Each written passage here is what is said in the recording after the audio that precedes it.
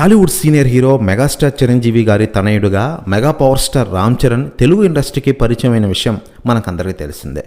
RRR సినిమాతో ప్రపంచవ్యాప్త నటుడు హోదాను సంపాదించుకున్నారు mega power star Ram Charan.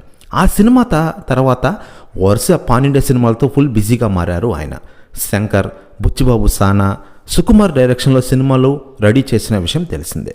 ఇకపోతే ఇటీవలే సంక్రాంతికి రిలీజ్ అయిన గేమ్ చేంజర్ సినిమా అత్యంత అద్భుతంగా థియేటర్లో ఆడుతున్న విషయం తెలిసిందే. అయితే ఈ సినిమాపై మొదటి నుంచి నెగిటివిటీ కొనసాగింది. ఈ సినిమా HD ప్రింట్ను ఆన్లైన్లో లీక్ చేశారు. ఇది ఖచ్చితంగా ఇతర ఫ్యాన్స్, యాంటీ ఫ్యాన్స్ యొక్క పనిని చాలామంది అన్నారు. దాదాపు 45 మందిపై సైబర్ క్రైమ్ పోలీసులను ఆశ్రయించారు ఈ మూవీ టీం. దీంతో ఈ సినిమా గురించి దేశవ్యాప్త చర్చ నడిచిన విషయం తెలిసిందే.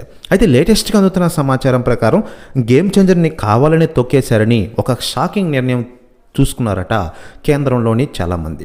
ఇప్పటికే కేంద్రంలోని సైబర్ క్రైమ్ కూడా ఈ సినిమాపై ఒక విచారణ చేపట్టగా గేమ్ చేంజర్ని కావాలని తొక్కేశారని వారు ఒక రిపోర్ట్ అయితే రెడీ చేశారట. దీనిపై అధికార ప్రకటన త్వరలోనే రానుంది. మరోవైపు రామ్ చరణ్ నటించిన ఈ గేమ్ చేంజర్ సినిమా అయిపోయిన వెంటనే బుచ్చిబాబు సానా డైరెక్షన్లో మరో సినిమాతో నటించనున్నారు. ఇది ఆయన కెరీర్లోనే 16వ సినిమాగా తెరకెక్కనుంది. ఈ సినిమా అయిపోయిన వెంటనే డైరెక్టర్ సుకుమార్తో తన కెరీర్లో 17 సినిమాతో ఫుల్ బిజీ కానున్నారు mega power star Ram Charan.